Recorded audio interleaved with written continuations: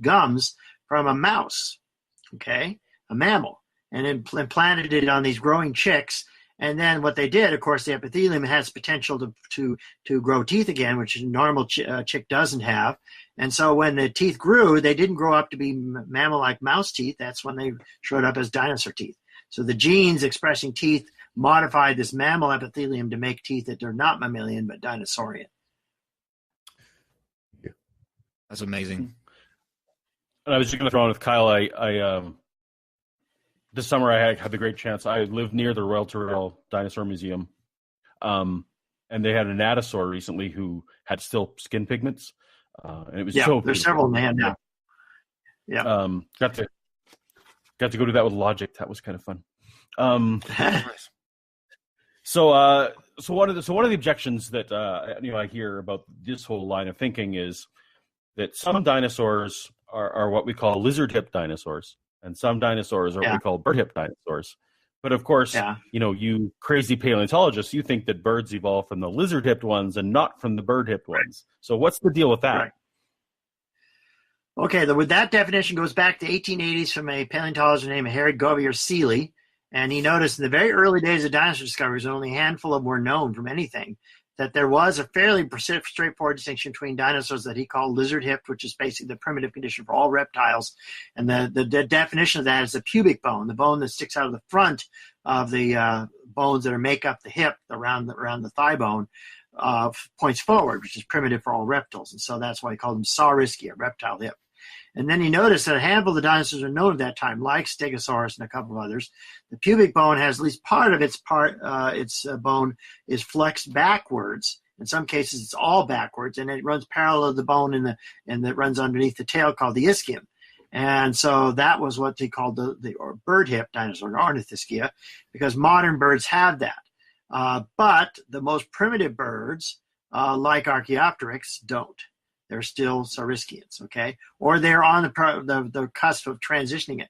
And what it turns out, that condition is not a really great way to define things anymore, because it happens multiple times. And usually what happens is that any dinosaur that needs more room in its belly will move the pubic bone backward so that the belly area can expand. So it's actually happened in a number of other groups, including Oviraptorosaurs and Therizinosaurs.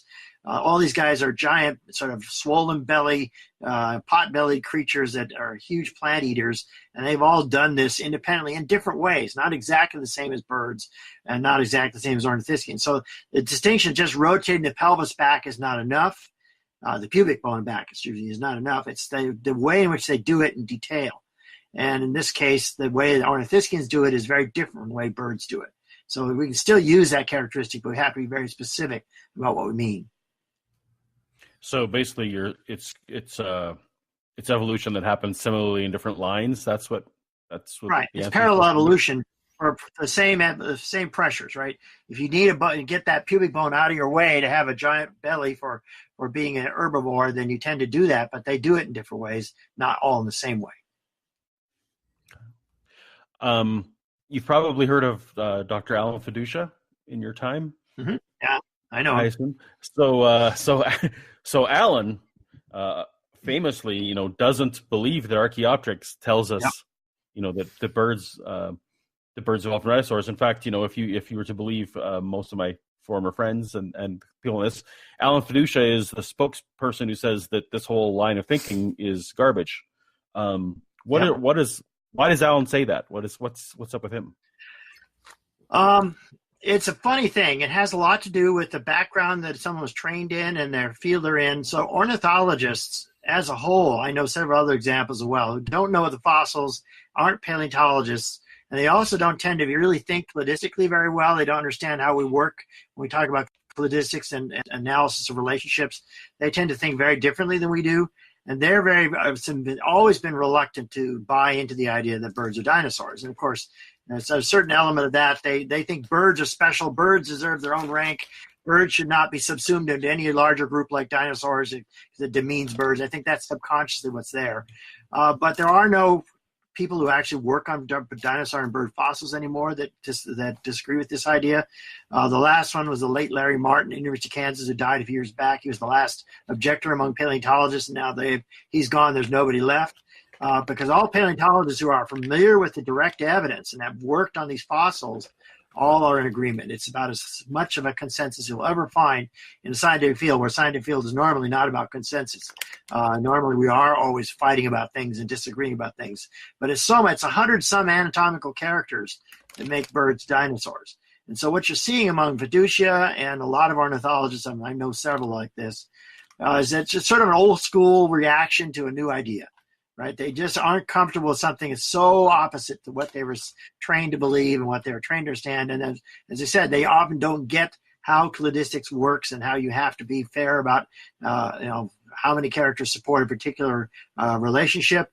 A lot of them, as I said before, they're emotionally connected to birds, and birds are specialists. And a lot of that has to do with that. They'll find any way to nitpick the evidence. So with fiducia and some others, Larry Martin before when he passed away, would always nitpick about this or that small anatomical character and ignore the other 105. And that was a typical way they do it. It reminds you a lot of creationists in that respect, because creationists do the same thing. They have nothing to show except they don't understand the evidence. So they find one little thing they think is weak, and they'll ignore 99% of the evidence that doesn't agree with them. So in that respect, they're just as dogmatic and they're just as outdated as creationists are. And it's a matter of time. I mean, as I said, Larry Martin passed away, and the old guard and ornithology is changing. They have a younger, newer generation growing up there. I think will be much more comfortable with it.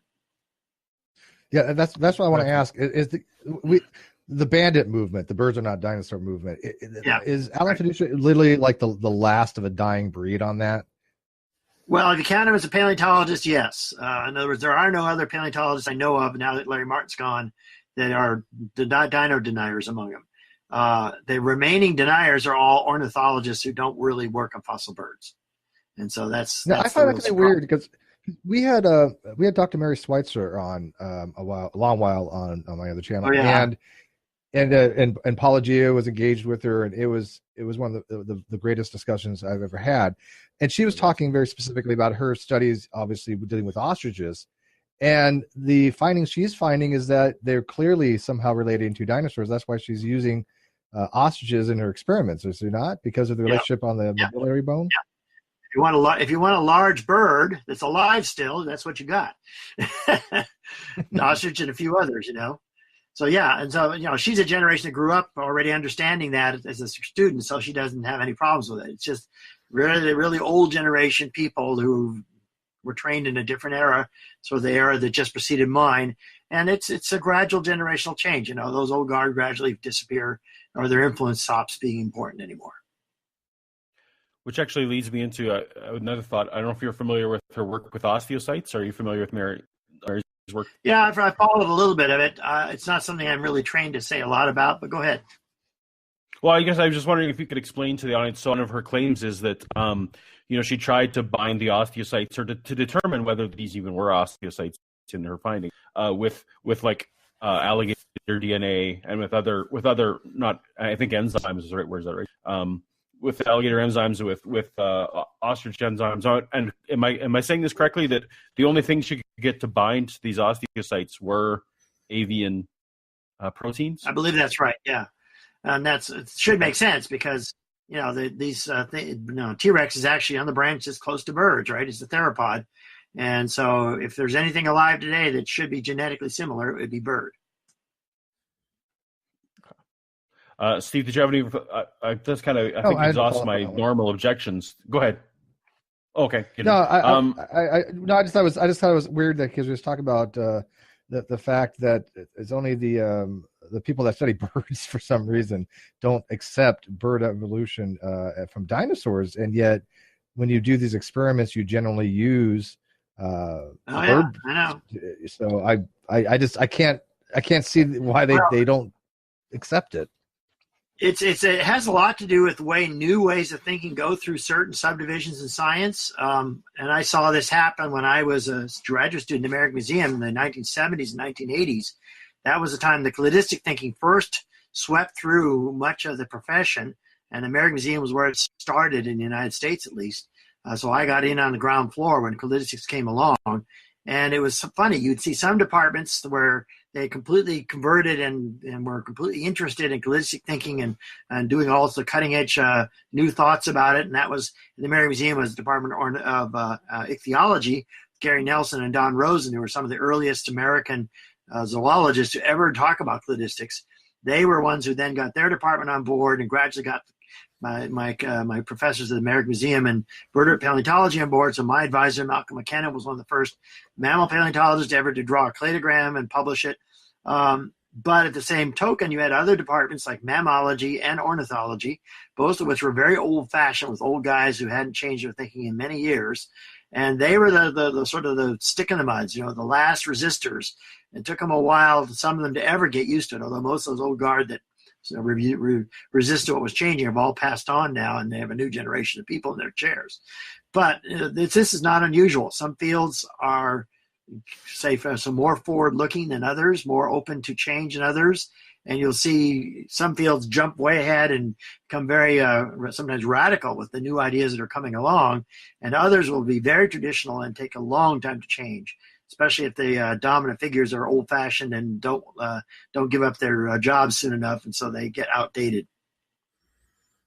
It's the way science is. It's a human process, right? It's a community. Any profession. And you actually got me excited about a different line of question. I'm going to take a break from my old young Earth objections for a moment, and I want to actually talk to you about. So it's nearly the end of the year. Everyone puts out their top 10 things about 2018 or whatever. Looking back, what things happened in 2018? What are the top few things, from a paleontology or an evolutionary biology standpoint? Oh, okay. Should we lay people be excited about? What happened this year that we can point to and say, new thing to 2018? Yeah, I've seen some people put lists together. I haven't really paid much attention to it. Or alternately, like what trends, what new, what's exciting in your field that's happening that we should be paying attention to more than we are? Yeah, they're mostly ongoing things. There's just a little bit every year that makes it more interesting. I don't work on dinosaurs for research purposes, but I have to keep up with it. And now I teach a dinosaur course at Cal Poly. I have to really keep up with it. But lots of new discoveries among dinosaurs have occurred. So we see a lot of these things we didn't really know, like more examples of coloration and more examples of details. One of my former students was able to show one of these birds from China that she was able to show the soft preservation of the gizzard and the stomach, and all these other things that are thought to be not preservable were actually preserved in a specimen. And so that was something that was quite interesting. And then this discovery just a couple weeks ago, I briefly mentioned earlier, that pterosaurs may not have had some kind of a fiber that's unrelated to feathers, but actually really had feathers. That's been claimed now. The pterosaurs are not just covered by what's used to be called pycnofibers, but are covered by feathers, which would really, as I said, shake things up, because that means that feathers started with a common ancestor, pterosaurs plus dinosaurs, not in the base of dinosaurs and not with birds, of course. And so feathers are universal to that entire branch of animals. And of course, many of them may have lost it, especially if they got large body sizes like T-Rex and things like that. But as chicks or as babies or hatchlings, whatever you want to call them, since they're so bird-like in a lot of other ways, it's good to imagine them as having feathers then. So that's part of it. In my field, there's always new areas in fossil mammals that are interesting and new discoveries being made. I like to think about one I just did about a year ago, where we did some work on saber-toothed tigers and showed how they grew up. It turns out they start out with really heavy wrestlers, Schwarzenegger-style front limbs when they're kittens, and they're powerfully built from the moment they're born. They don't grow into becoming powerful; they start that way. So that was something a student and I worked on about a year ago and published, and it was in PLS 1, so it got a fair number of press attention. We all working on different kinds of things, and I'm trying to work on a bunch of different things in fossil mammals mostly, but there's always some new stuff coming along. It's why I go to the professional meetings every year.